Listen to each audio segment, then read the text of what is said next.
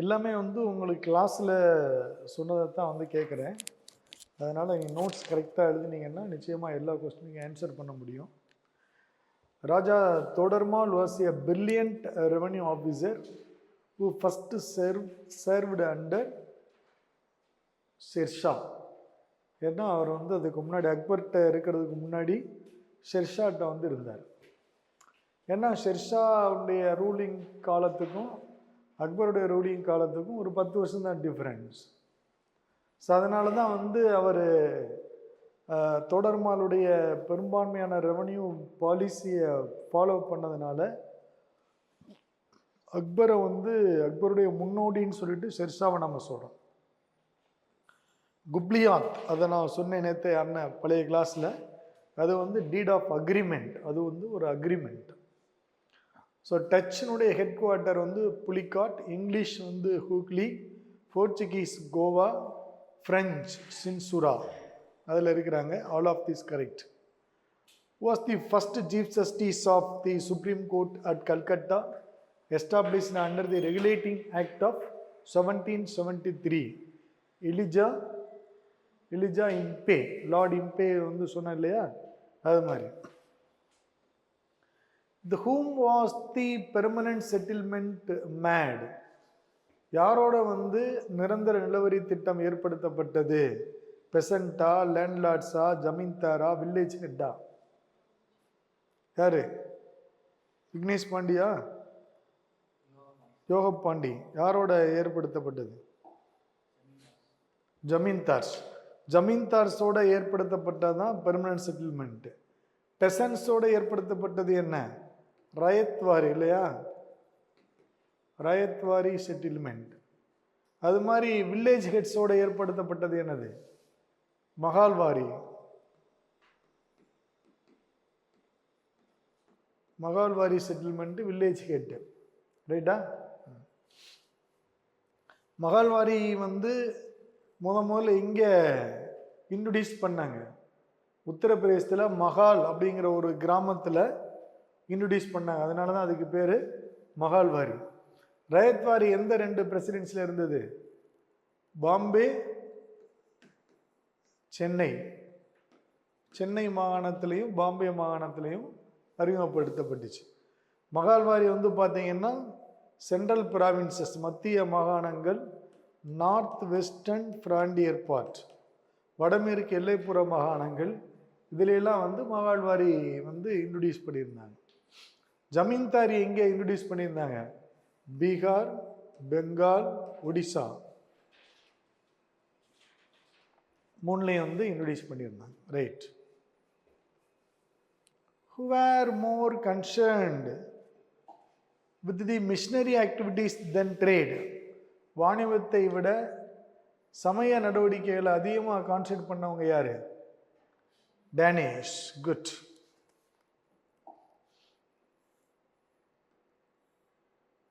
சுலைமான்கிறவர் யாரு? அரேபிய பயணி. மொரோக்கோ டிராவல்னு ஒருத்தர் ஏற்கனவே நம்ம பார்த்துருக்கோம். யார் அவர்? Morocco traveller Ibn Battuta. Morocco traveller யாரு? மொரோக்கோ டிராவலர் இல்லையா அபிசீனியன் டிராவலர் அப்படிங்கிறவர் வந்து பார்த்தீங்கன்னா Ibn பதுட்டா.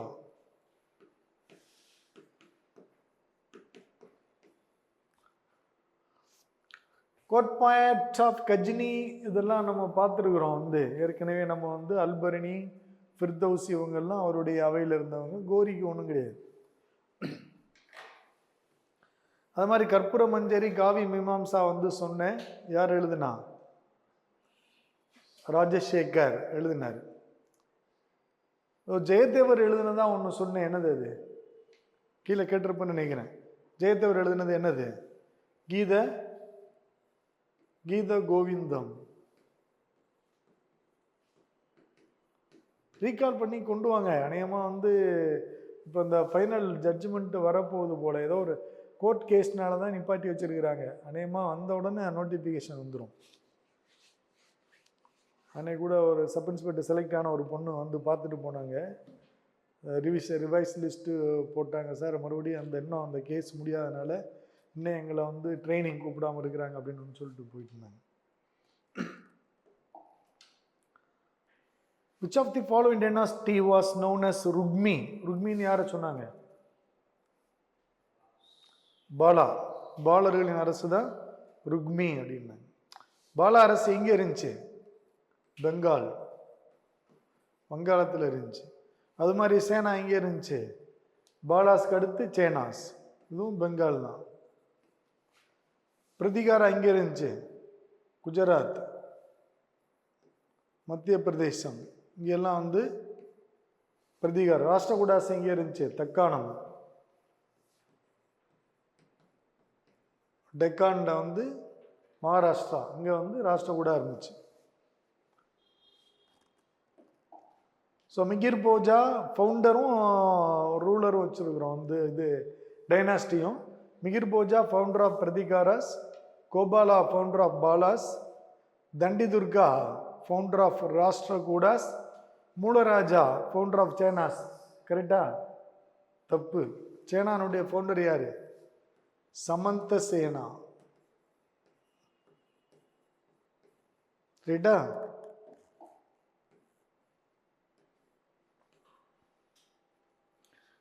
Which one of the following rulers was elected by people? யார் வந்து மக்களால் தெரிவு செய்யப்பட்ட கோபாலர்? யார் மக்களால் தெரிவு செய்யப்பட்டவர்? கோபாலர். ஓகே. கீத கோவிந்தம், ஜெயதேவா, கைலாசநாத் டெம்பிள், கிருஷ்ணா 1, சூடாமணி விகாரா, ராஜராஜ சோழன், கஜுராகோ, சண்டேலாஸ், எல்லாம் வந்து correct. All of these. Okay. இந்த சூடாமணி விகாரம்ங்கிறது யாருடைய இதில் வந்து யார் அதை எஸ்டாப்ளிஷ் பண்ணுறா அப்படின்னு சொல்லிட்டு பார்த்தீங்கன்னா, சூடாமணி விகாரம் வந்து சைலேந்திர ஆட்சியாளர், சைலேந்திர அரசன். அதுதான் சூடாமணி விகாரம் வந்து நாகப்பட்டினத்தில், தமிழ்நாட்டில் நாகப்பட்டினம் அங்கே உருவாகிறார். அதுக்கு பெர்மிஷன் கொடுத்தவர் வந்து பார்த்தீங்கன்னா ராஜராஜ சோழன். சூடாமணி விகாரத்தை உருவாகிற பெர்மிஷன் கொடுத்தவர் ராஜராஜ சோழன். ஓகே.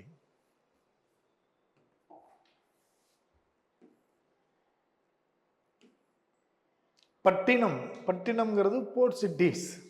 இப்போ வந்து காயல்பட்டினம் இல்லையா, பூம்புகார், இதெல்லாம் வந்து பார்த்தீங்கன்னா இதெல்லாம் கடற்கரை ஓரத்தில் இருக்கலாம், பட்டினம்னு வரும். அது மாதிரி அதிவீரராம பட்டினம் அப்படி எல்லா பட்டினங்களும், பட்டினப்பாக்கம், இதெல்லாம் வந்து பட்டினங்கிறது ஃபோர்ட் சிட்டிஸ். ஜாமா அப்படிங்கிறது ஓர் அலகு நிலத்திலிருந்து கிடைக்கும். அதாவது வந்து அசஸ்டு கீழே வந்து அது அந்த இது மாறிடுச்சு. இந்த இதில் வந்து ஓரளவு நிலத்திலிருந்து கிடைக்கின்ற தோராய வருவாய். தமிழில் வந்து assessed revenue from a unit of land. தோராய வருவாய் அப்படின்னு பக்கத்தில் எழுதிங்க தமிழில். ஓரளவு நிலத்திலிருந்து கிடைக்கும் தோராய வருவாய். அசில் அப்படிங்கிறது ஓரளவு நிலத்திலிருந்து உண்மையாக வசூலிக்கப்பட்ட வருவாய், உண்மையான வருவாய், அசல். The revenue actually collected from a unit of land. Who was the ruler of India when the British East India Company was set up? British East India Company எப்போ உருவாக்குறாங்க? 1600. அப்போ யார் ரூலரு? அக்பர். ஏன்னா அக்பர் வந்து 1556 1606 வரை இருக்கிறார். Akbar laid the foundation of the new city at Fatehpur Sikri in honor of Salim Sisti. ஏன்னா அவர் வந்து அவருடைய குருநாதர் மாதிரி அவர் இருந்தார். அதனால அவர் பையனுக்கு வந்து சலீம்னு பேர் வச்சார் இல்லையா. Akbar's enlightened religious policy was based on his philosophy of Sul-e-Kul, which meant universal peace, உலக அமைதி. அதான் அவனுடைய வந்து பிரபஞ்ச அமைதி. அதை வந்து நோட் பண்ணிக்கோங்க. வாசீர் அப்படின்னா பிரைம் மினிஸ்டர், மீர் பக்சிங்கிறது head of military department. Krishnadevaraya was a contemporary of யாராருக்கு வந்து ஒரு சமகாலத்தவர். இப்போ வந்து கிருஷ்ணதேவராயருடைய காலம் வந்து பார்த்தீங்கன்னா 1510 1529-30 இதுவரை அவர் இருக்கிறார் கிருஷ்ணதேவராயர். கிருஷ்ணதேவரோட அரசவைக்கு வந்து பார்த்தீங்கன்னா இந்த பர்போசா வராரு. அதனால அவர் ஆட்டோமேட்டிக்காக அவர் கான்டெம்பரரி ஆயிடாரு, பர்போசா. பாபருடைய ஆட்சி காலம் எப்போ? 1526 1530 இல்லையா? இங்கே இந்தியாவில் அதுக்கு முன்னாடி பாபர் இருக்கார். அதனால பாபரும் கான்டெம்பரரி ஆகிறார். ஆனால் இபின் பதுட்டா என்ன, அவருடைய காலம் முகமது துக்ளக்குடைய கான்டெம்பரரி. அவர் முகமது துக்ளக் எப்போ ரூல் பண்ணாரு? 1324 1351. இதுதான் முகமது துக்ளக் காலம். அப்போ இபின் பதுட்டாங்கிறது அவருடைய கான்டெம்பரரி தான் முகமது துக்ளக். ஏன்னா அவரை வந்து சைனாவுக்கு அனுப்புகிறார், எல்லாம் அனுப்புனார். அதனால யார் யார் வருவா இதில்? 1 2 இல்லையா? Right. Who captured Goa for the Portuguese in 1510? அல்புகெர்க். அல்புகெர்க்கு தான் கேட்ச் பண்ணார். அதுக்கப்புறம் கோவா வந்து யார்கிட்ட வந்து கேட்ச் பண்ணார்? பிஜப்பூர் சுல்தான். அன்னைக்கு சொன்னேன் இல்லையா? பிஜப்பூர் சுல்தான் அவங்ககிட்ட வந்து கேட்ச் பண்ணார். அன்னைக்கு வந்து நாம் டல்ஹௌசிகிட்ட வந்து ஸ்டாப் பண்ணோம். அது வரை நம்ம பார்த்தோம். முக்கியமாக வந்து லார்டு எல்லன்பரோ அப்படிங்கிறவர் வந்து சொன்னோம். ஏன்னா அனெக்சேஷன் ஆஃப் சிந்த் அப்படிங்கிறது அவருக்கு வச்சோம். அதுக்கப்புறம் டல்ஹௌசி ரொம்ப முக்கியமானவர். ஸோ இவரை வந்து பார்த்தீங்கன்னா ஹி மாடர்னைஸ்டு இந்தியா. இந்தியாவை வந்து நவீனப்படுத்தியவர் வந்து டல்ஹௌசி அப்படின்னு வந்து நாம் வந்து பேசுகிறோம். இந்தியாவை வந்து நவீனப்படுத்தியவர் டல்ஹௌசி அப்படின்னு பேசுகிறோம். ஏன்னா இவருடைய காலகட்டம் வந்து ரொம்ப ரொம்ப முக்கியமான காலம். டல்ஹௌசியை பொறுத்தளவில் independent governor general of India அவர் வந்து, அதாவது பார்த்தீங்கன்னா லார்டு வில்லியம் பெண்டிங் வந்து பார்த்தீங்கன்னா first governor general of India அப்படின்னு சொன்னோம் இல்லையா? ஏன்னா 1833 சட்டத்தின்படி கவர்னர் ஆஃப் பெங்கால், அந்த கவர்னர் ஜெனரல் ஆஃப் பெங்கால் அப்படிங்கிறது கவர்னர் ஜெனரல் ஆஃப் இந்தியான்னு மாறுது. அதுபடி வில்லியம் பெண்டிங் வந்து கவர்னர் ஜெனரல் ஆஃப் இந்தியாவாகவும் அடிஷ்னல் சார்ஜாக கவர்னர் ஆஃப் பெங்காலும் பார்க்குறாரு. ஆனால் டல்ஹௌசி வந்து பார்த்தீங்கன்னா without any additional charge independent governor general of இந்தியாவாக இருந்தார். இவர் வந்து வங்காள கவர்னர் என்ற பதவி இல்லாமல் சுதந்திரமான இந்திய கவர்னர் ஜெனரலாக கிழக்கிந்திய கம்பெனியில் பணியாற்றினார். யார்? Lord Dalhousie. ஸோ டல்ஹௌசியை பொறுத்தளவில் நமக்கு அடிக்கடி அவரை பற்றி கேட்குற கொஸ்டின் வந்து பார்த்தீங்கன்னா டாக்ட்ரைன் ஆஃப் லேப்ஸ் அப்படிங்கிற ஒரு கொள்கை. இந்த டாக்ட்ரைன் ஆஃப் லேப்ஸ் அப்படிங்கிறத தமிழில் என்ன சொல்கிறோம்னா நாடு இழப்பு கொள்கை அப்படின்னு சொல்கிறோம். நாடு இழப்பு கொள்கை, வாரிசு இழப்பு கொள்கை,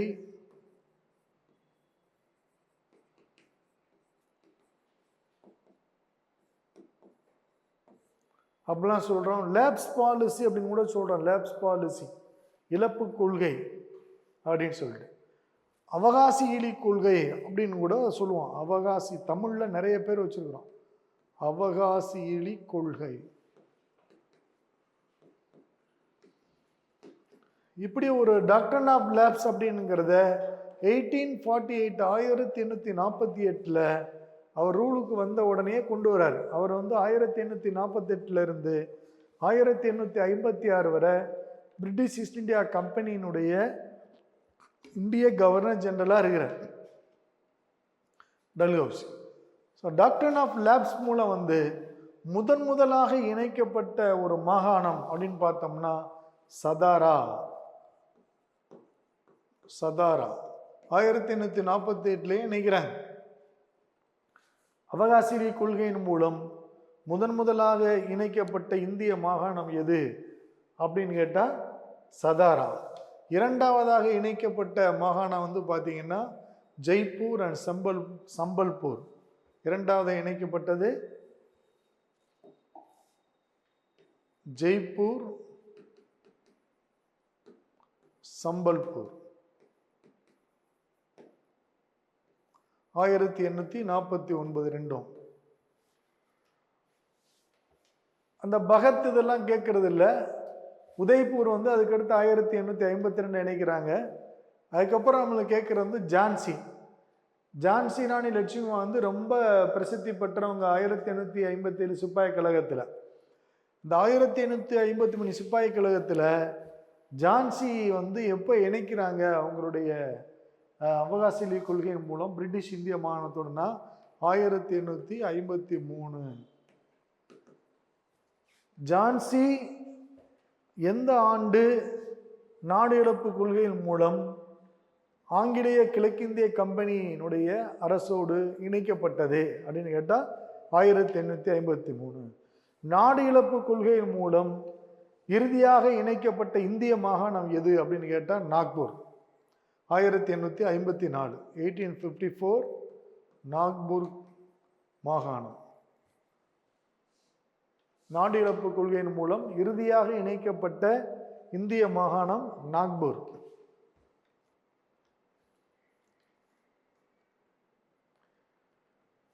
இந்தியாவில் எல்லாமே ஒரு காலகட்டத்தில் நடக்குது. இந்தியாவில் எந்த ஒரு மாகாணம் தவறான நிர்வாக காரணங்களுக்காக பிரிட்டிஷ் இந்தியாவோடு இணைக்கப்பட்டது அப்படின்னு கேட்டா அது அயோத்தி. இங்கிலீஷ்ல அவாத். அவாத் என்ன சொல்றாங்க? Mall administration R miss administration, தவறான நிர்வாகத்திற்காக. இப்போ நம்ம ஆர்டிகல் 356 யூஸ் பண்ணுறோம் இல்லையா ஸ்டேட்டில், இல்லையா ஸ்டேட் எமர்ஜென்சி, அந்த இது அது மாதிரி தான் இந்த இது அவாத் அயோத்திங்கிறது என்னென்னா தவறான நிர்வாகத்திற்காக இணைக்கப்படும். தவறான நிர்வாகத்திற்காக இது ஒன்லி ஒன் ஸ்டேட். எந்த வருஷம் இணைக்கிறாங்கன்னா 1856, 1856. அப்போ இதே ஒரு கொஸ்டின் கேட்குறாங்க வச்சுங்களேன், கீழ்கண்ட எந்த மாகாணம் நாடு இழப்பு கொள்கையின் மூலம் இணைக்கப்படவில்லை அப்படின்னு ஒன்று கேட்குறாங்க. கீழே 4 கொடுக்குறாங்க. நாக்பூர், ஜான்சி, சதாரா, சம்பல்பூர் அப்படின்னு கொடுக்கையில் ஒரு இடத்த மட்டும் எடுத்துட்டு அங்கே அயோத்தின்னு ஒன்று ஆப்ஷன் இருந்துச்சுன்னா அதான் ரைட்டா. அது மாதிரி கீழ்கண்ட எந்த மாகாணம் தவறான நிர்வாக காரணங்களுக்காக இணைக்கப்பட்டது பிரிட்டிஷ் இதோட அப்படின்னா அயோத்தி ஆர் அவாத். ஸோ இதெல்லாம் பார்த்தீங்கன்னா அதுக்கப்புறம் டல்ஹௌசியை பற்றில அடிக்கடி நம்மளுக்கு கேட்குற கொஸ்டின் இந்தியாவில் ரயில்வேயை அறிமுகம் செய்தவர் அப்படின்னு. He introduced a railway line in India. இந்தியாவில் ரயில்வேயை அறிமுகம் செய்தவர். The first railway line 1853. முதலாக 1853 அவர் அறிமுகம் செய்தார். இங்கே பாம்பே டு தானே முதல் அறிமுகம் பார்த்தீங்கன்னா பம்பாயிலிருந்து தானே வரை ஓடுது. பம்பாய் முதல் தானே வரை. இரண்டாவது ரயில் எங்கிருந்து போகுதுன்னா கல்கத்தாவிலிருந்து ராணிகஞ்ச் வரை. இரண்டாவது ட்ரெயின் எங்கிருந்து எங்கே அறிமுகம் செய்யப்படுதுன்னா கல்கத்தாவிலிருந்து ராணிகஞ்ச் வரை ஓடுது இரண்டாவது ரயில் இந்தியாவில். முதல் இது பாம்பே டு தனிதெல்லாம் சப் இன்ஸ்பெக்டர்ல அடிக்கடி கேட்குற கொஸ்டின், முதல் ரயில்வே எங்கேருந்து எங்கே ஓடிச்சு அப்படின்னு. ரெண்டாவது ரயில்வே இப்போ இந்த முறை கொஞ்சம் கொஸ்டின் அட்வான்ஸ்டாக இருக்கும்னு நான் ஃபீல் பண்ணுறேன். கொஞ்சம் அது அந்த இதில் தான் நம்ம எடுக்கிறோம். உங்களுக்கு ரொம்ப எளிமையாக கொஸ்டின் கேட்கறது இல்லை, டஃப்பாக தான் கேட்குறேன். ஏன்னா இந்த முறையில் பார்த்தீங்கன்னா இப்போ இந்த குரூப் 2 மெயின்ஸ்லாம் பார்த்தபோது டிஎன்பிஎஸ்லாம் பயங்கரமாக சேஞ்ச் பண்ணிக்கிறாங்க. இப்போ புரந்தர் உடன்படிக்கை அது இதெல்லாம் கேட்டுக்கிறாங்க. இப்போ நம்ம அலிநகர் உடன்படிக்கை, அலகாபாத் உடன்படிக்கைலாம் பார்த்தோம் இல்லையா, அது மாதிரி புரந்தர் உடன்படிக்கைலாம் பார்த்தீங்கன்னா மரத்தா அவாரில் வரும். அதெல்லாம் உங்களுக்கு நான் சொல்லுவேன். அப்படிலாம் அந்த இதுக்கு நம்மளும் தயாராகணும். ஏன்னா வர்ற எக்ஸாம் எவ்வளவு டஃப்பாக இருந்தால் கூட உங்களுக்கு நீங்கள் not only sub inspector, group 1, group 2, group 4 எல்லாமே எழுதுங்க ரைட்டா. இப்போ நீங்கள் படிக்கிறது எல்லாத்துக்குமே பொருந்தும். அதுக்கப்புறம் டல்ஹௌசி தந்தி முறையை இந்தியாவில் முதலாக அறிமுகம் செய்தார். எழுதிங்க, இந்தியாவிலிருந்து தந்தி முறையை அறிமுகம். He introduced first telegraph lines in India. இந்தியாவில் தந்தி முறையை அறிமுகம் செய்தார்.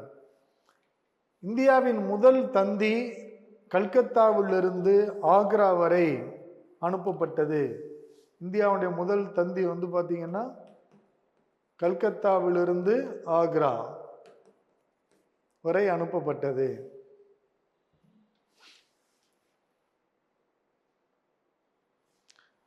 இந்த ஃபர்ஸ்ட் டெலிகிராஃப் அப்படிங்கிறது வந்து பார்த்தீங்கன்னா 1853 தான். 53, 54, 1853, 54 டெலிகிராஃப் லைன். அதுக்கப்புறம் வந்து பார்த்தீங்கன்னா இந்தியாவில் முதலாக அஞ்சல் சட்டத்தை அறிமுகம் செய்தவர் Lord Dalhousie. 1854 1854 passed postal act in India. 1854 இந்தியாவில் முதன்முறையாக அஞ்சல் சட்டத்தை கொண்டு வந்தவர். அது மாதிரி இந்தியாவில் முதலாக பொதுப்பணித்துறையை அறிமுகம் செய்தவர் பப்ளிக் ஒர்க்ஸ் டிபார்ட்மெண்ட், PWD. இந்தியாவில் முதன்முறையாக இது வந்து 1856, 1856 இந்தியாவில் முதன்முறையாக பொதுப்பணித்துறையை அறிமுகம் செய்தவர் public works department introduced by India by W C for first time. அது மாதிரி என்ன பண்றாருன்னா இந்தியாவில் பீரங்கி தொழிற்சாலையை கல்கத்தாவிலிருந்து மீரட்டிற்கு மாற்றினார். கல்கத்தா டு மீரட். ஏன்னா 1857 ரிவோல்ட் வந்து மீரட்ல தான் ஸ்டார்ட் ஆகுது. காரணம் என்னன்னா பீரங்கி தொழிற்சாலை அங்கே தான் இருக்கு, துப்பாக்கி தொழிற்சாலை. Artillery shifted from Calcutta to Meerut.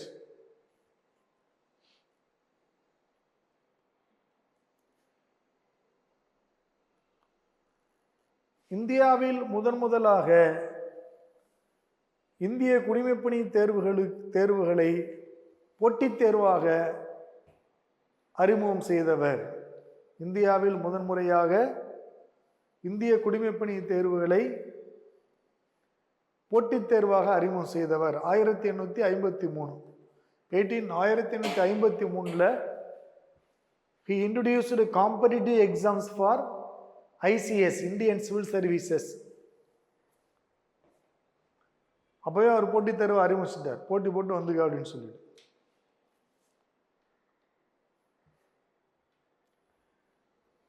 He passed Widow Remarriage Act in 1856. 1856 ஆண்டு விதவைகள் மறுமண சட்டத்தை கொண்டு வந்தார். 1856 ஆண்டு விதவைகள் மறுமண சட்டத்தை கொண்டு வந்தார். He passed Widow Remarriage Act in 1856. The Widow Remarriage Act supported by Ishwar Chandra Vidyasagar. Ishwar சந்திர வித்யாசாகர் விதவை மறுமண சட்டம் கொண்டு வருவதற்கு ஆதரவு கொடுத்தவர் ஈஸ்வர் சந்திர வித்யாசாகர். அதுக்கப்புறம் வந்து பாத்தீங்கன்னா இந்திய மன்னர்கள் பலருக்கு ஓய்வூதியம் மற்றும்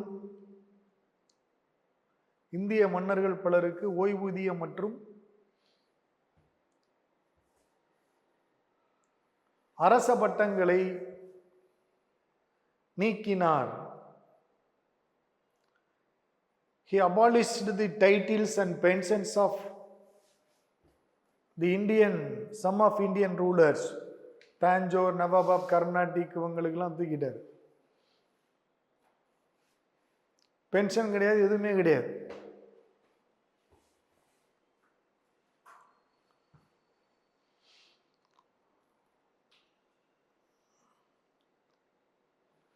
எவ்வளவு முக்கியமான காரியங்களை எல்லாம் பண்ணிக்கிறார் பாருங்க டல்ஹௌசி. ரைட்டா?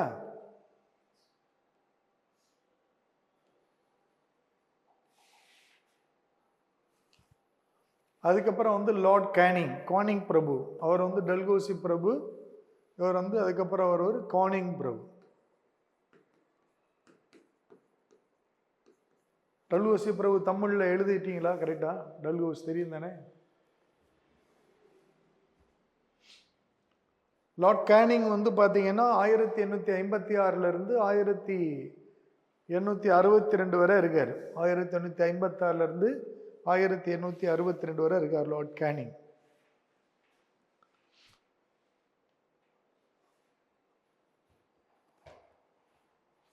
இவர் வந்து last governor general of British East India company in India, ஆங்கிலேய கிழக்கிந்திய கம்பெனியின் கடைசி கவர்னர் ஜெனரல்.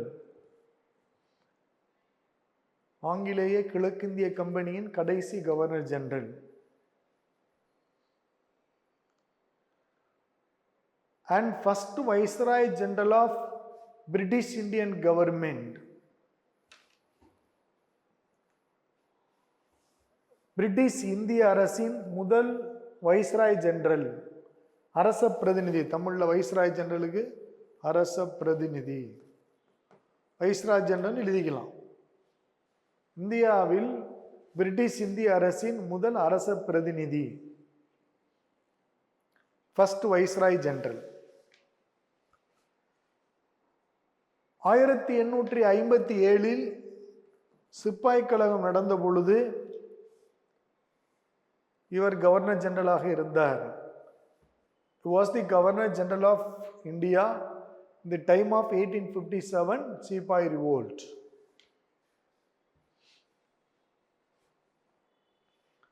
1858 மகாராணியார் அறிக்கை வெளியிட்டவர் இவர். Queen proclamation. 1858 மகாராணியார் அறிக்கையை வெளியிட்டவர் கானிங் பிரபு ஆவார். அதை குயின் ப்ரொக்ளமேஷன் சொல்கிறோம். அதாவது வந்து பார்த்தீங்கன்னா அதுக்கு இன்னொரு பேர் இருக்கு, மேக்னா கார்ட்டா ஆஃப் இந்தியன் எஜுகேஷன். அது மாதிரி லார்ட் டல்ஹௌசிக்கு ஒரே ஒரு இதை விட்டுட்டேன். 1854 அவருடைய இதில் வந்து டல்ஹௌசி 1854 வந்து பார்த்தீங்கன்னா வுட்ஸ் டிஸ்பேட்ச்,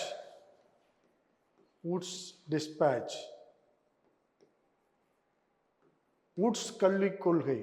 1854 வுட்ஸ் கல்விக் கொள்கையை கொண்டு வந்தார். யார்? டல்ஹௌசி. டெல்லி 1854 வுட்ஸ் கல்விக் கொள்கையை கொண்டு வந்தார்.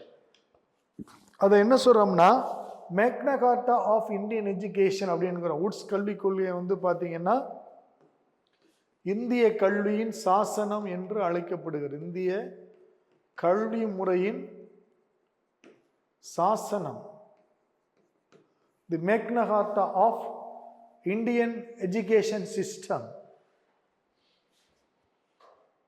Woods despatch. ஏன் அது அப்படி நம்ம வுட்ஸ் டிஸ்பேட்ச் அப்படி சொல்றாங்கன்னா,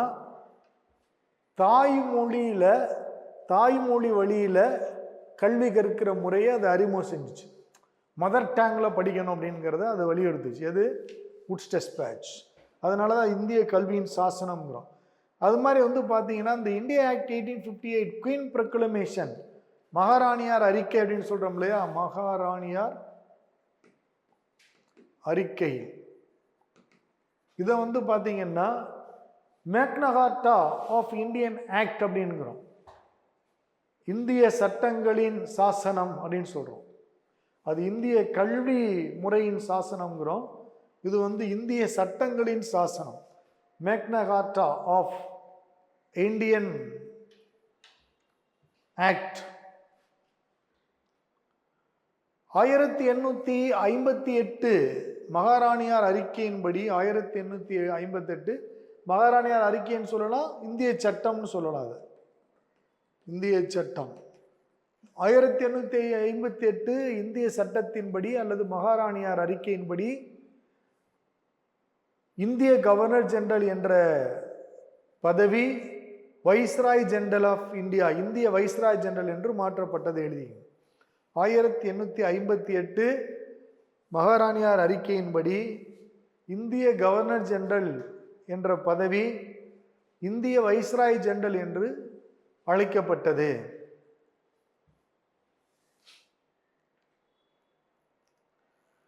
(1858)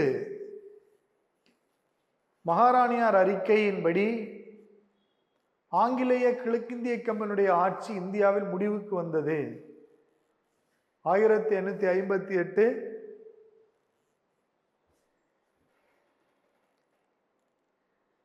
மகாராணியார் அறிக்கையின்படி இந்தியாவில் ஆங்கிலேய கிழக்கிந்திய கம்பெனியுடைய ஆட்சி முடிவுக்கு வந்தது. அதே மகாராணியார் அறிக்கையின்படி இந்தியாவில்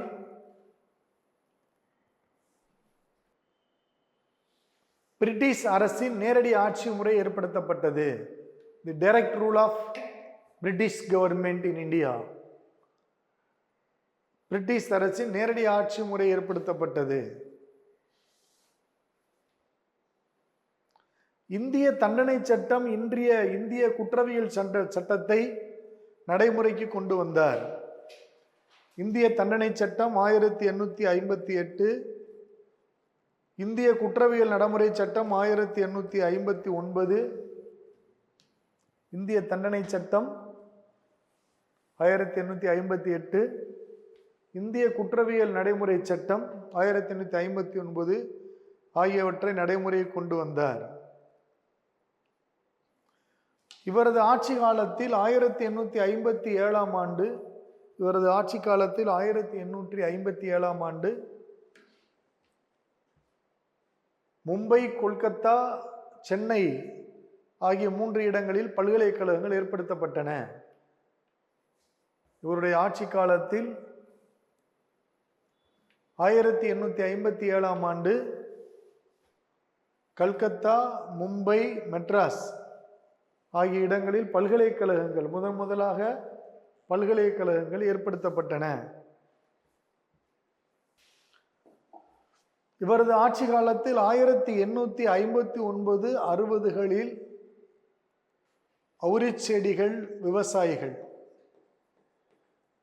அவுரிச்செடிகள் பயிரிடும் விவசாயிகள் கழகம் நடைபெற்றது.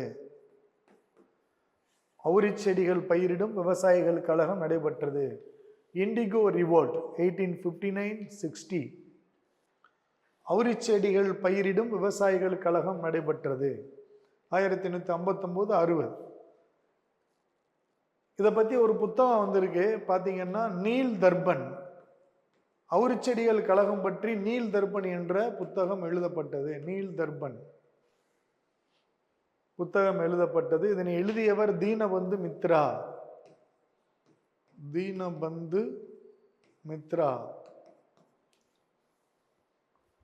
நீல் தர்பன் பார்த்தீங்கன்னா அபவுட் தி இண்டிகோ ரிவோல்ட், அவுரிச்செடிகள் கழகம், தீனபந்து மித்ரா எழுதினார்.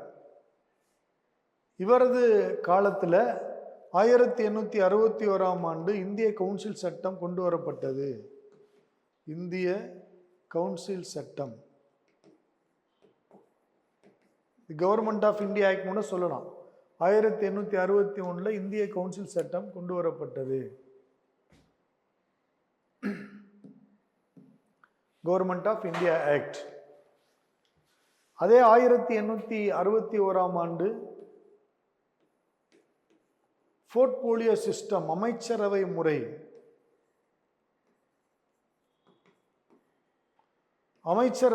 இந்தியாவில் அறிமுகம் செய்யப்பட்டது. இதெல்லாம் அடிக்கடி கேட்கிற கொஸ்டின். இந்தியாவில் முதல் முறையாக அமைச்சரவை முறை ஏற்படுத்தப்பட்டது, போர்ட்போலியோ சிஸ்டம். இப்போ நாம் 1857 ரிவோல்ட் வரை நம்ம வந்திருக்கிறோம். 1857 சிப்பாய் கழகம் வரை வந்திருக்கிறோம். வைஸ்ராய் ஜெனரல், கவர்னர் ஜெனரல், அதனுடைய டெவலப்மெண்ட்டு யாரெல்லாம் வந்தாங்க, என்னென்னலாம் அவங்கள முக்கியத்துவம் இருந்துச்சு அப்படிங்கிறத டல்ஹௌசி எதெல்லாம் இன்ட்ரடியூஸ் பண்ணார். அப்புறம் டாக்ட்ரைன் ஆஃப் லேப்ஸ் இன்ட்ரடியூஸ் பண்ணார். முதல்ல எதை அந்த கொள்கையின் மூலம் எந்த மாகாணத்தை இணைச்சார், கடைசியாக எந்த மாகாணத்தை இணைச்சார், ஜான்சியை எப்போ இணைச்சார், அதுக்கப்புறம் அயோத்தியை எந்த முறைப்படி இணைச்சார் அப்படிங்கிறதெல்லாம் நம்ம அதில் பார்த்தோம். இப்போ பார்த்திங்கன்னா நம்ம அதுக்கடுத்து ரிவோல்ட்டுக்கு போகிறோம். ரிவோல்ட்டில் நம்மளுக்கு கொஸ்டின் இருக்கும். அப்போ அதில் ஜான்சி ராணி லட்சுமிபாய் இருக்கிறாங்க, தாந்தியா தோபே இருக்கிறாங்க, நானா சாஹேப் இருக்கிறாரு, அப்புறம் பவுஷா டூ, ஹசரத் மஹால், கான் அப்துல் கபார் கான், இந்த மாதிரி நிறைய முக்கியமானவங்களாம் இருக்கிறாங்க. குன்வர் சிங் இவங்கெல்லாம்.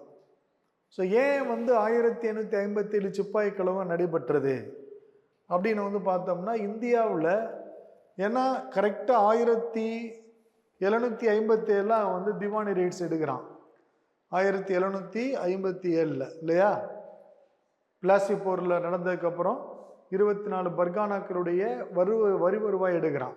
அதுலேருந்து 100 வருஷம், 100 இயர்ஸ், 100 வருஷம் கழித்து தான் அவங்களுக்கு வந்து ஒரு பெரிய ஒரு புரட்சி சிந்தனை ஏற்படுது இந்தியர்களுக்கு.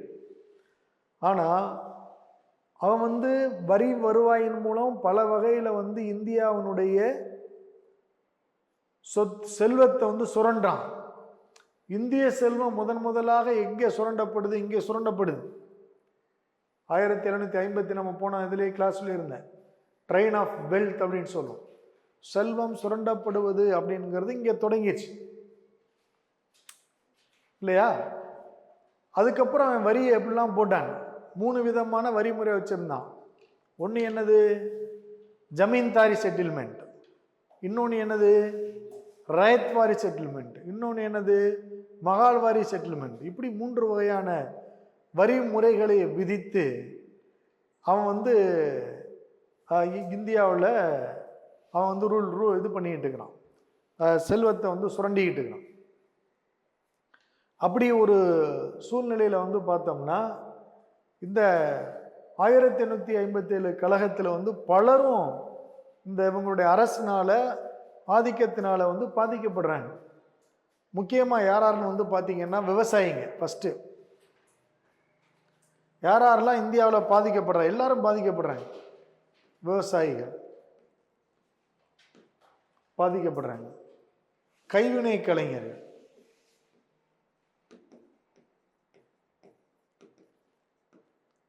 நெசவாளர்கள்,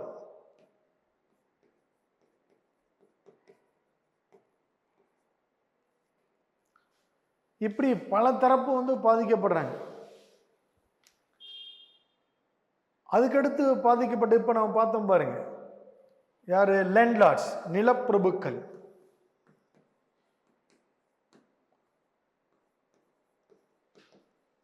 நிலப்பிரபுக்கள் யாரு? ஜான்சன் அண்ட் ரெட்சிங்வாய், தாந்தியா தோபே, நானா சாஹேப், பகதூர் ஷா டூ, ஹசரத் மஹால், கான் அப்துல் கபார் கான், இந்த மாதிரி ஆட்கள்லாம் வந்து பாதிக்கப்படுறாங்க. குன்வர் சிங் எல்லாம் பாதிக்கப்படுறாங்க. 1848 டாக்டரைன் ஆஃப் லேப்ஸ் கொண்டு வந்துட்டார். ஆனால் ரிவோல்ட் எப்போ நடக்குது? 850 நடக்குது, 10 வருஷம் கழிச்சு. 48 என்ன பண்ணிட்டாரு? வந்து டல்கௌசி சதாரா இணைச்சிட்டாரு, 49 சம்பல்புரை இணைச்சிட்டாரு, 53 வந்து ஜான்சி இணைச்சிட்டாரு, 54 நாக்பூரை இணைச்சிட்டாரு. ஆனால் எல்லாரும் அமைதியாக இருக்கிறாங்க, யாரும் மூச்சு பேச்சு விடலை. ஏன்? பயம். ஏன்னா ஏதாவது பேசுனா உடனே வந்து சுட்டுருவான், தூக்கில் போட்டுருவான், யாருமே கேட்க முடியாது. நீங்கள் சவுத் இந்தியாவில் தான் முதல்ல நடைமுறைப்படுத்தினாங்க. சவுத் இந்தியாவில் முதல் குரல் வந்து புலித்தேவர் கொடுக்குறாரு, நெருக்கட்டும் சேவல்ல. அதுக்கப்புறம் வேலு நாச்சியார், மருது பாண்டியர்கள் இவங்கெல்லாம் தொடர்ந்து எதிர்த்து போர் புரிகிறாங்க. பெரிய அளவுக்கு நடக்குது, 1800களே நடக்குது. சவுத் இந்தியாவில் தான் அவங்களுக்கு எதிரான முதல் குரல் வந்துச்சு. காரணம் என்னன்னா, அவங்களுடைய செட்டில்மெண்ட் முதல்ல சவுத் இந்தியாவில் இருந்துச்சு, அதனால எல்லாரும் எதிர்த்தாங்க. அதுக்கப்புறம் சிறிய சிறிய அரசுகள் எதிர்த்தது. அப்போ டெல்லி வந்து திப்பு சுல்தான், ஐத்தர் அலி, இந்த மாதிரி ஆளுகள்லாம் எதிர்த்து போர் புரிஞ்சுக்கிட்டு இருந்தாங்க ஒரு பக்கம். இப்படி நிறைய விஷயங்கள் நடந்துச்சு. ஆனால் எல்லாரையும் இவங்க வந்து ஒடுக்கிட்டாங்க. அதனால அந்த பயத்தில் வந்து லேண்ட்லார்ட்ஸ்லாம் எதுவுமே பேசாமல் இருக்கிறாங்க. விவசாயிகள்லாம் அமைதியாக இருக்கிறாங்க, நெசவாளர்கள் அமைதியாக இருக்கிறாங்க, கைவினை கலைஞர்கள் அமைதியாக இருக்கிறாங்க, எல்லாரும் அமைதியாக இருக்கிறாங்க. அது மாதிரி பார்த்தீங்கன்னா 1813 அதெல்லாம் தனியாக நடத்தணும். 1813 சாட்ராக்டில் வந்து பார்த்தீங்கன்னா, இந்த சாசன சட்டத்தில் it allot the Christian missionaries to spread Christianity in India. இந்தியாவில் கிறித்தவ சமயத்தை பரப்புவதற்காக கிறித்தவ சமய அமைப்புகளை 1813 சாசன சட்டம் வந்து அனுமதிக்குது. இதனால என்ன நினைக்கிறாங்கன்னா, இந்தியாவில் இருக்கிற மதம் சார்ந்த அடிப்படைவாதிகள், ஃபண்டமெண்டலிஸ்ட் அப்படின்னு அவங்கள சொல்லுவோம், அவங்கெல்லாம் வந்து பார்த்தீங்கன்னா இந்தியாவில் இந்து சமயத்தை அழிக்கிறாங்க அப்படிங்கிறது மாதிரி அவங்களுக்கு ஒரு எண்ணம் வருது. இருந்தாலும் அவங்களும் எதுவும் பண்ணலை. இந்தியாவில் பிரிட்டிஷாரை வந்து எதிர்த்த முதல் கலகம் பண்ணவங்க யாருன்னா சன்னியாசிகள். அது சன்னியாசின் ரிபலியன் அப்படின்னு நம்ம வந்து சொல்கிறோம். இந்தியாவில் பிரிட்டிஷ் எதிர்த்து முதல் கலகம் செய்தவர்கள் சன்னியாசிகள். இந்த சன்னியாசிகள் கழகத்தை பற்றிய புத்தகம் தான் ஆனந்த மடம்னு என்ற புத்தகம். சன்னியாசிகள் கழகத்தை பற்றிய புத்தகம் தான் என்னது, நோட் பண்ணிங்க, அங்கங்கே சின்ன சின்னதாக நோட் பண்ணிகிட்டே வரோம். இந்தியாவில் வந்து முதலாக வந்து பிரிட்டிஷ் அதிகாரத்தை எதிர்த்து கலகம் செய்தவர்கள் சன்னியாசிகள். அதை வந்து சன்னியாசின் ரிபலியன் அப்படின்னு நம்ம வந்து சொல்கிறோம், சன்னியாசிகள் கழகம் அப்படின்னு சொல்லிட்டு. இந்த சன்னியாசிகள் பற்றிய அந்த கழகத்தை பற்றிய ஒரு புத்தகம், ஒரு நாடகம் மாதிரி ஒரு புத்தகம். எந்த புத்தகம்னா ஆனந்த மடம். இங்கிலீஷில் வந்து பார்த்தீங்கன்னா ஆனந்த் மாத் அப்படின்னு சொல்லுவோம், ஆனந்த் மாத். இந்த ஆனந்த மடம்ன்ற புத்தகத்தை எழுதினவர் வந்து யாருன்னா பகிம் சந்திர சட்டர்ஜி. பகிம் சந்திர சட்டர்ஜி ஆனந்த மடம்ன்ற புத்தகத்தை எழுதினவர் பகிம் சந்திர சட்டர்ஜி. ஏன் இந்த புத்தகத்தை நான் இங்கே சொல்கிறேன்னா, இந்த புத்தகத்திலிருந்து தான் நமக்கு வந்தே மாதரம் பாடலை எடுத்துக்கிட்டோம். வந்தே மாதரம் பாடல் வந்து எந்த புத்தகத்தில் இருந்துச்சு, ஆனந்த மடத்தில் இருந்து தான் இருந்துச்சு, அதில் தான் எடுத்துக்கிட்டோம். ஸோ இப்படி வந்து நடந்துக்கிட்டு இருக்கு. இப்போ சிப்பாய்களும் அப்பப்போ கலகம் செய்வாங்க. 1806 வெள்ளூர் மிட்டுனி நடந்துச்சு, அதே ஒரு சிப்பாய் கழகம் தான். ஆனால் அந்த அளவுக்கு இந்தியாவில் வந்து வரலாற்றில் அது முக்கியத்துவம் கொடுக்காம நிப்பாட்டிட்டாங்க. இப்போ இந்தியாவில் ஒரு முக்கியமான ஒரு சிப்பாய் கழகம், இதுக்கு முன்னாடி ஒரு 4-5 சிப்பாய் கழகம் அங்கங்கே சின்ன சின்னதாக நடக்கும். ஆனால் அதெல்லாம் அது பண்ணுவாங்க. ஏன் சிப்பாய்கள் வந்து கலகம் செய்கிறாங்க அப்படின்னு சொன்னால், இந்த பிரிட்டிஷில் வந்து இந்தியர்களும் சிப்பாய்களாக இருக்கிறாங்க, பிரிட்டிஷ்காரங்களும் இருக்கிறாங்க, நேபாளிஸ் இருக்கிறாங்க, எல்லாரும் இருக்கிறாங்க. இப்போ பிரிட்டிஷ்காரங்களுக்கு என்னன்னா ப்ரொமோஷன் இருக்கு, பதவி உயர்வு இருக்கு, பேட்டா இருக்கு, டிஏ இருக்கு, நல்ல யூனிஃபார்ம் இருக்கு, சீருடை இருக்கு, நல்ல ஃபுட்டு இருக்கு, நல்ல ஹேம்லெட் தங்குற இடம் இருக்கு. இதெல்லாம் பிரிட்டிஷ்காரங்களுக்கு கொடுக்குறாங்க. பட் இந்தியன்ஸுக்கு வந்து இதெல்லாம் கிடையாது. பேட்டா இல்லை, ப்ரொமோஷன் இல்லை, டிஏ இல்லை, யூனிஃபார்ம் இல்லை, நல்ல சாப்பாடு இல்லை, இப்படி வந்து இவங்களை வச்சிருக்கிறாங்க. அதனால் அப்பப்போ இதெல்லாம் எதிர்த்துக்கிட்டு இருப்பாங்க. அதை ஒரு பிரிட்டிஷ் ஹிஸ்டாரியன் எழுதுகிறாரு, the Indian sepoys they are the sepoys in the uniform of பெசன்ட்ஸ்ன்னு எழுதுவார். அவங்க வந்து சிப்பாய்கள் தான், ஆனால் வந்து விவசாயிகள் விவசாய உடையில் இருப்பாங்க. அப்படின்னா என்ன, வேட்டியை கட்டிட்டு கோவணத்தை கட்டிகிட்டு இருப்பான் சிப்பாய். ஆனால் இந்த மாதிரி அதனால் அவங்களுக்கு அவமானமாக இருந்தது. இந்த ஒரு சூழ்நிலையில் வந்து பார்த்திங்கன்னா, உங்களுக்கெல்லாம் தெரியும், இந்தியாவில் வந்து பார்த்திங்கன்னா அந்த மிலிட்ரியில் ஒரு புதுசாக வந்து ஒரு புல்லட் கேட்ரிச் அருமை செய்கிறாங்க. ஒரு வந்து ஒரு கேட்ரிச் வந்து அருமை செய்கிறாங்க. அது என்னன்னா தி ஃபேட் ஆஃப் பிக் அண்ட் கவ் அப்படின்னு சொல்லுவோம்.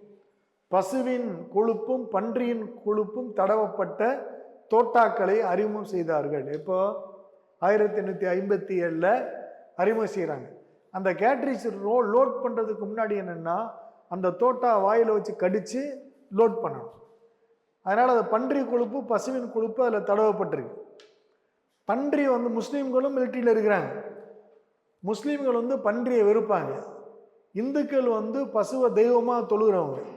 இது ரெண்டுமே ரெண்டு பேருடைய மத நம்பிக்கைகளை வந்து சீர்குலைக்கிறது மாதிரி, ஏளனப்படுத்துறது மாதிரி, அவமானப்படுத்துகிற மாதிரி நினைச்சிட்டாங்க. அதனால் அந்த Indian sepoys, both Muslims and Hindus, they are refused to use that new cartridges. It was creased by the fat of pig and cow அப்படின்னு இல்லையா. நாங்கள் வந்து இதை யூஸ் பண்ண முடியாதுன்னு ரெஃப்யூஸ் பண்ணுறாங்க. அப்படி முதல்ல ரெபியூஸ் பண்ணி பிரச்சனை பண்ணவர் நிறைய பேர் பண்ணாங்க. அதில் முக்கியமானவர் வந்து பார்த்தீங்கன்னா மார்ச் 29 1857 பராக்பூர்ல மங்கள் பாண்டே அப்படின்னு ஒரு சிப்பாய். இதை நோட் பண்ணி இந்த டேட்டை. மார்ச் 29 பராக்பூரில் மங்கள் பாண்டே என்னும் சிப்பாய் இதனை எதிர்த்து கலகம் செய்தார். இதை வந்து என்ன சொல்றோம்னா பராக்பூர் கலகம் அப்படின்னு சொல்றோம். பராக்பூர் கலகம் இங்கிலீஷ்ல வந்து பாத்தீங்கன்னா பராக்பூர் மிட்டுனி அப்படின்னு சொல்றோம் இங்கிலீஷ்ல. எப்படி கலகம் செய்யறாருன்னா 2 பிரிட்டிஷ் ஆர்மி மேனை வந்து சுற்றுறாரு அவர். அதனால இவரை அரெஸ்ட் பண்ணி என்ன பண்றாங்க, அவர் வந்து கை இதெல்லாம் கட்டி ஒரு பரேடில் விட்டு அதுக்கப்புறமா அவரை வந்து தூக்குல போடுறாங்க. யார? மங்கள் பாண்டே. இது வந்து எல்லா இந்திய சிப்பாய்கள் மத்தியில் ஒரு பெரிய கொதிப்பை ஏற்படுத்தி, அதனால சிப்பாய்களுக்குள்ளேயே ஒரு பெரிய இது உருவாக ஆரம்பிச்சு. நிறைய இந்த மாதிரி இருக்கிற சிப்பாயெல்லாம் பிடிச்சி அரெஸ்ட் பண்ணிடுறேன். மீரட்டில் கொண்டு போய் ரிமாண்ட் பண்ணி வைக்கிறான். மீரட்டில் தான் அந்த ஆர்டிலரி அதை வந்து டல்கோசி மாற்றினார் பாருங்க. மீரட்டுக்குன்னு சொல்லிட்டு ஒரு பாயிண்ட் சொன்ன பாருங்க. டெல்லியிலேருந்து மீரட்டுக்கு மாற்றினார் அப்படின்னு சொல்லிட்டு ஆர்டிலரி பீரங்கி தொழிற்சாலைன்னு அங்கே மாற்றினார். அது மாதிரி வந்து பார்த்தீங்கன்னா மாற்றி வச்சிருக்கிறார். அங்கே தான் பக்கத்தில் ஒரு ஜெயில் இருக்கு. அங்கே தான் இவங்களை போய் அரெஸ்ட் பண்ணி கொண்டு வைக்கிறாங்க. இந்தியன் சிப்பாய்ஸ்லாம் நிறைய பேர் வந்து அங்கே ஜெயிலில் கிடக்கிறாங்க.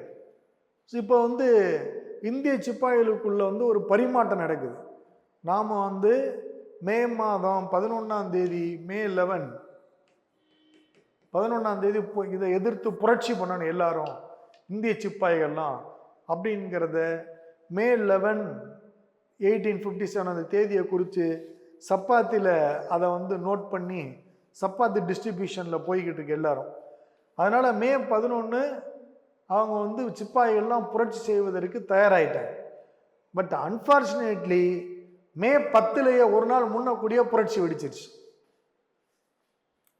அதனால சிப்பாய்கள் கழகம் தொடங்கிய நாள் மே 10 1857. சிப்பாய்களுடைய புரட்சி தொடங்கிய நாள் மே மாதம் 10ஆம் தேதி 1857. எங்கே வந்து இந்த சிப்பாய் கழகம் வெடிக்குது அப்படின்னு சொன்னா மீரட்டில் தான் முதல்ல வெடிக்குது சிப்பாய் கழகம். அப்போ மீரட்டில் என்ன செய்யுது, அங்கே தான் ஆயுத கிடங்கு இருக்கு, அங்கே ஜெயில் இருக்கு. அதனால சிப்பாய்கள்லாம் நேராக புறப்பட்டு என்ன செய்கிறாங்க, அந்த ஜெயிலுக்கு முன்னாடி காவலுக்கு இருந்த பிரிட்டிஷ் பிரிகாடியர்ஸ்லாம் வந்து சுடுறாங்க. சுட்டுட்டு ஜெயிலை உடைக்கிறாங்க. ஜெயிலை உடைச்சி ஜெயிலுக்குள்ள கைதிகளாக இருந்தாங்க பாருங்க சிப்பாய்கள், அவங்களெல்லாம் வெளியாகிறாங்க. எல்லாரும் மொத்தமாக எல்லாம் வெளியாயிட்டாங்க. அப்படியே நேராக மீரட்டில் ஆயுத கிடங்கு போகிறான் பெரிய கூட்டம் சிப்பாய்கள்லாம். ஆயுத கிடங்குல இருந்த பிரிட்டிஷ்காரங்கெல்லாம் சுட்டு கொள்றாங்க. கொண்டுட்டு ஆயுத கிடங்குக்குள்ளே போய் எல்லாரும் கையில் துப்பாக்கி என்னென்ன இருக்கோ வெடிகுண்டு எல்லாத்தையும் எடுத்துக்கிறான். எடுத்துட்டு மீரட்லேருந்து டெல்லியை நோக்கி வர்றான். மே 10 கிளம்பிட்டாங்க. டெல்லியை நோக்கி வந்தால் எங்கெல்லாம் டெலிகிராஃப் ஆஃபீஸ் இருக்கு, போஸ்ட் ஆஃபீஸ் இருக்கு, எல்லாத்தையும் வந்து வெடிகுண்டை வீசி எரிக்கிறான். பூராத்தையும் டெலிகிராஃப் லைன் எல்லாம் வெட்டி எரியிறாங்க. எங்கெல்லாம் பிரிட்டிஷ்காரங்களை பார்க்குறாங்க அங்கெல்லாம் சுட்டு கொள்றான் எல்லாத்தையும். எல்லார் கையிலையும் துப்பாக்கி. பயங்கர புரட்சி. டெல்லிக்கு வந்துட்டான். எல்லாரும் பார்த்தா எங்கே பார்த்தாலும் தீ கொழுந்து விட்டு எரியுது. போஸ்ட் ஆஃபீஸ் எரியுது, டெலிகிராஃப் ஆஃபீஸ் எரியுது, டெலிகிராஃப் லைன்லாம் எரியுது. எல்லா பக்கமும் புரட்சி. எங்கே பார்த்தாலும் பிரிட்டிஷ்காரன் சுட்டு செத்து கிடக்குறான். பார்த்தா இது பூரா பயங்கரமா எல்லாருக்கும் ஒரு ஆக்ரோஷம் ஆயிடுச்சு. ஏற்கனவே பயந்துகிட்டு இருந்தான் பாருங்க. நிலப்பிரபுக்கள், கைவினை கலைஞர்கள், அப்புறம் வந்து விவசாயிகள், அப்புறம் ரிலீஜியஸ் ஃபண்டமெண்டலிஸ்ட்டு, இந்த மாதிரி யாரெல்லாம் நெசவாளர்கள் பயந்துகிட்டு கிடந்தானோ எல்லாரும் அவன் கையில் என்ன கிடைச்சதோ கத்தி கம்பு அறிவான்னு சொல்லிட்டு எடுத்துக்கிட்டு அவன் போய் அங்கங்க அடிக்க வெட்ட ஆரம்பிச்சிட்டாங்க. இப்படிதான் வந்து புரட்சி தொடங்கு. இதனாலதான் எல்லாரும் இப்போ 1857 1806 வெள்ளூர் முட்டினி ஏன் பேசப்படலைன்னா சிப்பாய்கள் மட்டும் புரட்சி பண்ணு. ஆனா 857 சிப்பாய் கழகம் ஏன் வந்து the first war of India independence, முதல் இந்திய சுதந்திர போர் என்று அழைக்கப்படுது அப்படின்னு சொன்னா, most of the sectors of people in Indian society, இந்திய சமூகத்தில் விவசாயிகள், நெசவாளர்கள், கைவினை கலைஞர்கள், சிப்பாய்கள், நிலப்பிரபுக்கள் சொல்லிட்டு பெரும்பாலான இந்திய சமூகத்தினுடைய அங்கத்தினர்கள் வந்து அதிகமாக லட்சக்கணக்கில் புரட்சி செய்த ஒரு பெரிய போராட்டம் தான் 1857 சிப்பாய் கழகம். It started by sepoys but it participated all sectors of Indian society. அதனால தான் அது 1857 சிப்பாய் கழகம் வந்து முதல் இந்திய சுதந்திர போர் அப்படின்னு. எங்கே தொடங்குச்சு? மீரட்ல. என்னைக்கு தொடங்குச்சு? மே 10 1857 தொடங்குது. யார் தொடங்கினவங்க? சிப்பாய்கள். அதனால தான் அதுக்கு பேர் வந்து சிப்பாய் கழகம். ஆனா சிப்பாய் கழகத்திற்கு நிறைய காரணங்கள் இருக்கு. இம்மிடியட் காஸ், உடனடி காரணம் என்ன? The cartridges the cheese the fat of pig and cow, பசுவின் கொழுப்பும் பன்றியின் கொழுப்பும் தடவப்பட்ட தோட்டாக்கள் தான் உடனடி காரணம். இம்மிடியட் காஸ், உடனடி. எழுதி வச்சுக்கலாம். பசுவின் கொழுப்பும் பன்றியின் கொழுப்பும் தடவப்பட்ட தோட்டாக்களே சிப்பாய் கழகத்திற்கான உடனடி காரணம். பட் ஜென்ரலா நம்ம வந்து புக்கில் படிப்போம் இதான் காரணம் சொல்லிட்டு. பட் இப்பதான் உங்களுக்கு ஒரு பிக்சரைஸா தெரியும், ஓ இப்படிதான் நடந்திருக்கு சிப்பாய் கழகம், யாரெல்லாம் வந்து கலந்துக்கிட்டு இருக்கிறாங்க அப்படிங்கிறது இல்லையா. மே 10 தொடங்குச்சு, மீரட்டில் தொடங்குச்சு. ஆனா என்ன இது வந்து சிப்பாய் கழகத்துக்கான டிராபேக் என்ன அப்படின்னு பார்த்தோம்னா, இந்த சிப்பாய்கள்லாம் வந்து நேர டெல்லிக்கு வந்து பகதூர் ஷா அவனுடைய அரண்மனைக்கு போறாங்க. பகதூர் ஷா 2. அப்போ லேட்டர் முகல்ஸ் எல்லாம் வந்து பார்த்தீங்கன்னா இன்னெஃபிஷியன்ட் ஏற்கனவே நம்ம படிச்சு வச்சிருக்கிறோம். இப்போ நேர பகதூர் ஷா 2 போய் அங்கே போய் சிப்பாய்கள்லாம் அந்த அரண்மனைக்குள்ள போய் பகதூர் ஷா 2 என்ன சொல்றாங்க? கைஷர் இ ஹிந்த் அப்படின்னு சொல்றான். என்ன சொல்றான்? கைசர் இ ஹிந்த் அப்படின்னு, ஹிந்துஸ்தானத்தின் மன்னர் அப்படின்னு சொல்றான். இந்துஸ்தானத்தின் மன்னர். காலம் போன காலத்தில் போய் திருப்பி புரட்சி பண்ணி அப்படியே போயிட்டு இருந்தா கூட அது தொடர்ந்து நடந்திருக்கும். இவன் போய் அந்த பகதூர் ஷா 2 வந்து வயசாகி போய் எந்திரிக்க முடியாம கிடக்குறான். அவனை போய் வந்து பார்த்தீங்கன்னா இந்துஸ்தானத்தின் மன்னர்னு அவனுக்கு ஒன்றும் புரியல. தூக்கத்தில் என்னடா சொல்றானுங்க, புதுசா ஆளுக வந்து என்னத்தையே கத்தி கிடக்குறானே அப்படின்னு. சரி சரின்னு சொல்லிட்டு அவனும் சேர்ந்து இவங்களோட சேர்ந்துக்கிட்டாங்க. அதனால சரியான தலைமையை வந்து இவங்க அடையாளம் காணல. இந்த புரட்சியை அடுத்த கட்டத்துக்கு எடுத்துட்டு போற மாதிரி ஒரு ஒற்றை தலைமை அவங்களுக்கு கிடைக்கல வழிகாட்டுறதுக்கு. பகதூர் ஷா 2 வந்து அதற்கான எபிலிட்டியோட அவர் இல்லை. இருந்திருந்தா இது வேற மாதிரி போயிருக்கும். இல்லாதனால தான் அது ஃபெயிலியர் ஆச்சு. இருந்தாலும் மக்கள் புரட்சியை தொடர்ந்து நடத்துறாங்க. ரைட்டா? அப்ப அந்த மாதிரி புரட்சி எங்க வந்து நமக்கு நடக்குது அப்படின்னு யாரெல்லாம் வர்றா அப்படிங்கிறத பார்க்கும். யாரெல்லாம் பங்கெடுத்தா அப்படின்னு பார்க்குற பொழுது டெல்லியில் வந்து பகதூர் ஷா 2, 2ஆம் பகதூர் ஷா எழுதிக்கங்க. 1857 புரட்சியில் பங்கெடுத்தவர்கள்: 2ஆம் பகதூர் ஷா டெல்லி, ராணி லக்ஷ்மி பாய் ஜான்சி, அவங்க ஊரை சேர்த்து தான் நம்ம ஜான்சி ராணி லக்ஷ்மி பாய்ன்னு சொல்றோம். அவங்க பேர் வந்து ராணி லக்ஷ்மி பாய். ஜெகதீஷ்பூர் குன்வர் சிங், ஜெகதீஷ்பூர் குன்வர் சிங்.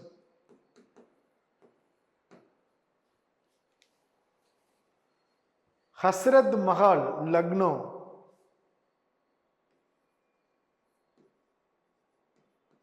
ஹஸ்ரத் மஹால் லக்னோ. மௌலவி அஹமத்துல்லா பைசாபாத், மௌலவி அஹமதுல்லா பைசாபாத், மௌலவி அஹமத்துல்லா பைசாபாத். தாந்தியா தோபே, தாந்தியா தோபே கான்பூர். தாந்தியா தோபேலாம் ரொம்ப வலிமையான வீரராக இருந்தார். தாந்தியா தோபே கான்பூர். நானா சாஹேப் கான்பூர், நானா சாஹேப் கான்பூர். இந்த நானா சாஹேப்லாம் வந்து பார்த்தீங்கன்னா ஒரு பேஷ்வானெல்லாம் வந்து. மங்கள் பாண்டே பராக்பூர், மங்கள் பாண்டே பராக்பூர். கான் பகதூர் கான், மற்றவங்களாம் தேவையில்லை, கான் பகதூர் கான், கான் பகதூர் கான் பரேலி, கான் பகதூர் கான் பரேலி. இவங்கெல்லாம் முக்கியமானவங்க இந்த ரிவோர்ட்ல பங்கெடுத்த நில உடைமையாளர்கள். அந்த குன்வர் சிங் வந்து பார்த்தீங்கன்னா, குன்வர் சிங் ஜெகதீஷ்பூர் அப்படிங்கிறது பீகார். குன்வர் சிங் பீகார்னு கேட்கலாம், ஜெகதீஷ்பூர்னு கேட்கலாம். இதில் என்ன என்ன ஆனாங்க இவங்கெல்லாம் வந்து பார்த்தீங்கன்னா, பகதூர் ஷா வந்து 1861 1862 ரங்கோனுக்கு நாடு கடத்தப்பட்டார். 1860 நாடு கடத்திட்டாங்க. 1860 ரங்கோனுக்கு நாடு கடத்தப்பட்டார். ரங்கோனுக்கு நாடு கடத்தப்பட்டார். 1860 ரங்கோனுக்கு நாடு கடத்தப்பட்டார். நானா சாஹேப் வந்து நேபாளுக்கு தப்பி ஓடினார். நானா சாஹேப் நேபாளுக்கு தப்பி ஓடினார். 1859 நேபாளுக்கு தப்பி ஓடினார் நானா சாஹேப். என் ஃபார் என், நானா சாஹேப் நேபாள். ராணி லட்சுமிபாய் 1858 போர்க்களத்தில் வீர மரணம் அடைந்தார். Died in battle field. Rani Lakshmibai 1858 போர்க்களத்தில் வீர மரணம் அடைந்தார். தாந்தியா தோபே காட்டி கொடுக்கப்பட்டு கைது செய்யப்பட்டார். தாந்தியா தோபே காட்டி கொடுக்கப்பட்டு கைது செய்யப்பட்டார். குன்வர் சிங் 1859 போரிட்டு வீரமரணம் அடைந்தார். குன்வர் சிங் 1859 போரிட்டு வீரமரணம் அடைந்தார். இதுல வந்து பாத்தீங்கன்னா இந்த ரெண்டு பேரும், இந்த தாந்தியா தோபையும் குன்வர் சிங் வந்து பாத்தீங்கன்னா கொரில்லா போர் முறையை பின்பற்றினாங்க. தாந்தியா தோபேயும் குன்வர் சிங்கும் கொரில்லா போர் முறையை பின்பற்றினாங்க. கொரில்லா வார் டாக்டிக்ஸ். அது மாதிரி தமிழ்நாட்டில் நீங்கள் வந்து மருது பாண்டியில் வந்து கொரில்லா டாக்டிக்ஸ் பயன்படுத்தியிருக்கிறாங்க, கொரில்லா போர் முறையை. அது மாதிரி இந்த புரட்சியை எப்படி ஒடுக்குனாங்க, யார் வந்து பிரிட்டிஷ்காரங்க வந்து அந்த இடத்துக்கு வந்தாங்க அப்படிங்கிறத ஒரு 2-3 பேர் மட்டும் நோட் பண்ணி வச்சு. General Nicholson, Delhi. புரட்சியை ஒடுக்கியவர்கள், புரட்சியை ஒடுக்கியவர்கள் ஜெனரல் நிக்கல்சன், டெல்லி. டெல்லியில் அவர் தான் ஒடுக்குறாரு. ஹூக் வீலர்,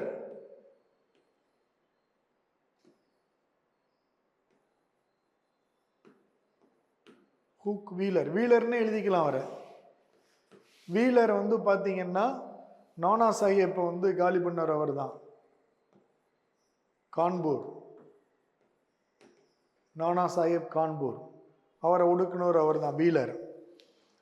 அது மாதிரி ஜெனரல் நீல், நீலும் வந்து நானா சாஹேப் கான்பூர். நீல்.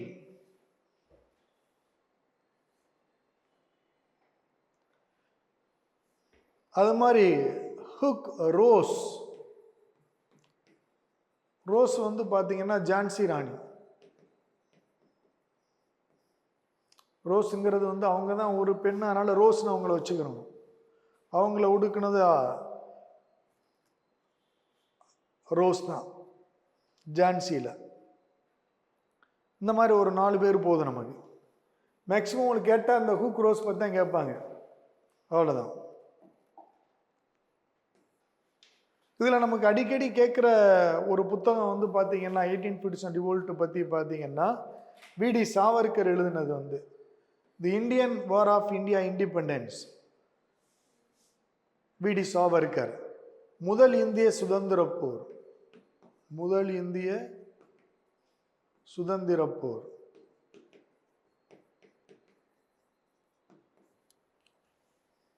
ஆயிரத்தி 1857 சிப்பாய் கழகத்தை இப்படி எழுதிக்கங்க. 1857 சிப்பாய் கழகத்தை முதல் இந்திய சுதந்திர போர் என்று வர்ணித்தவர் யார் அப்படின்னு கேட்டா வி.டி. சாவர்கர். வி.டி. சாவர்கர் 1857 சிப்பாய் கழகத்தை முதல் இந்திய சுதந்திர போர் என்று வர்ணித்தவர் V D. Savarkar. The first war of India independence அப்படின்னு சொன்னார் வி.டி. சாவர்கர். ஓகே. அப்புறம் வந்து அதை பற்றி நிறைய ஒப்பீனியன் சொல்லியிருக்கிறாங்க. இதெல்லாம் நம்ம தேவை. நமக்கு என்னென்னா புரட்சிக்கு என்ன காரணம், யார் யார் கலந்துக்கிட்டா, எங்கே தொடங்குச்சு, கைசரி கிந்துன்னு யாரை வந்து அவங்க சொன்னாங்க, அப்புறம் யார் யார் எங்கெங்கே வந்து புரட்சியில் ஈடுபட்டாங்க, அவங்கள ஒடுக்குனது யார், முதல் இந்திய சுதந்திர போர்னு 1857 சிப்பாய் கழகத்தை வந்து சொன்னவர் யார், இதெல்லாம் வந்து பார்த்திங்கன்னா நமக்கு வந்து கேள்விக்கான பகுதியாக இருக்கும் 1857. அப்போ இன்றைய வகுப்பில் வந்து பார்த்தோம்னா நாம் டல்ஹௌசியை பற்றி நம்ம வந்து பார்த்துருக்குறோம். அவர் என்னென்னலாம் அறிமுகம் செஞ்சார், அவருடைய அவகாசியலி கொள்கை, நாடு இழப்பு கொள்கை, இதையெல்லாம் பார்த்துருக்குறோம். அதன் மூலமாக முதலாக இணைக்கப்பட்டது, அடுத்து இணைக்கப்பட்டது, ஜான்சி எப்போது இணைக்கப்பட்டது, நாக்பூர் எப்போது இணைக்கப்பட்டது, அதுக்கப்புறம் அவாத் எதற்காக இணைக்கப்பட்டது, அயோத்தி அப்படிங்கிறத பார்த்தோம். அப்புறம் விடோர் இமேரேஜ் ஆக்ட் பற்றி பார்த்துருக்குறோம் அவருடைய இதில். அப்புறம் டெலிகிராஃப் இன்ட்ரடியூஸ் பண்ணது, ரயில்வே இன்ட்ரடியூஸ் பண்ணது, ஃபஸ்ட்டு ரயில்வே எங்கே, செகண்ட் ரயில்வே எங்கே, எந்த வருடத்தில் அப்படின்னு பார்த்துருக்குறோம். ஃபஸ்ட்டு டெலிகிராஃப் எங்கே அப்படின்னு வந்து பார்த்துருக்குறோம். அதுக்கப்புறம் விடோர் இமேரேஜ் ஆக்ட் கொண்டு வந்திருக்கிறார், அதை பற்றி பார்த்துருக்குறோம். வுட்ஸ் டெஸ்பேட்ச் அவர் கொண்டு வந்திருக்கார், அதை வந்து பார்த்துருக்குறோம். அவர் தான் வந்து இண்டிபெண்ட் கவர்னர் ஜெனரல் அப்படிங்கிறதையும் நம்ம வந்து பார்த்துருக்கோம். அவர் தான் பிடோல்டி டிபார்ட்மெண்ட்டை முதல்ல பொதுப்பணித்துறை அல்லது மராமத்து துறையை வந்து கொண்டு வந்திருக்கிறாரு அப்படிங்கிறத பார்த்தோம். அதுக்கப்புறம் லார்ட் கேனிங் வந்து பார்த்தோம்னா அவர் தான் வந்து பிரிட்டிஷ் இந்திய கம்பெனியினுடைய கடைசி கவர்னர் ஜெனரலாக இருந்தார். அது மாதிரி பிரிட்டிஷ் இந்தியாவினுடைய முதல் வைஸ்ராய் ஜெனரலாக இருந்தார். அவர் காலகட்டத்தில் தான் 1857 சிப்பாய் கழகம் நடைபெற்றுச்சு. அப்புறம் தான் 1858 குயின் ப்ரொக்ளமேஷன் வருது. அதை வந்து மேக்னா கார்ட்டா ஆஃப் இந்தியன் ஆக்டுங்கிறோம். வுட்ஸ் டெஸ்பேட்சை வந்து மேக்னா கார்ட்டா ஆஃப் இந்தியன் எஜுகேஷன் அப்படின்னு சொல்கிறோம். அதுக்கப்புறம் இந்த கேனிங் பீரியடில் தான் வந்து பார்த்திங்கன்னா குயின் ப்ரொக்ளமேஷன் மூலம் இந்திய ஆங்கிலேய கிழக்கிந்திய கம்பெனியுடைய ஆட்சி முடிவுக்கு கொண்டு வரப்படுது. பிரிட்டிஷ் இந்திய அரசு ஏற்படுத்தப்படுது. பீனல் கூட அவர் தான் கொண்டு வராரு, கிரிமினல் ப்ரொசீஜர் கூட அவர் தான் கொண்டு வராரு. அவருடைய காலகட்டத்தில் தான் கொல்கத்தா, மும்பை, சென்னையில் பல்கலைக்கழகங்கள் வந்து தொடங்கப்படுது. அவர் காலகட்டத்தில் 1861 இந்தியன் கவுன்சில் ஆக்ட் வருது. அங்கே தான் போர்ட்போலியோ சிஸ்டத்தை வந்து இன்ட்ரடியூஸ் பண்ணுறாங்க. இண்டிகோ ரிவோல்ட் அவருடைய காலத்தில் நடக்குது. அதை பற்றி ஒரு புத்தகம் வந்திருக்கு, நீல் தர்பன்னு. அதை எழுதினவர் வந்து தீனபந்த மித்ரா. இதெல்லாம் பார்த்தோம். அப்புறம் 857 சிப்பாய் கழகத்தை பற்றி பார்த்துருவோம். ஓகேயா? இதெல்லாம் நீங்கள் உடனே ரிவிஷன் பண்ணிடணும் போய். ரைட்டு? அடுத்த கிளாஸில் சந்திப்போம். நன்றி.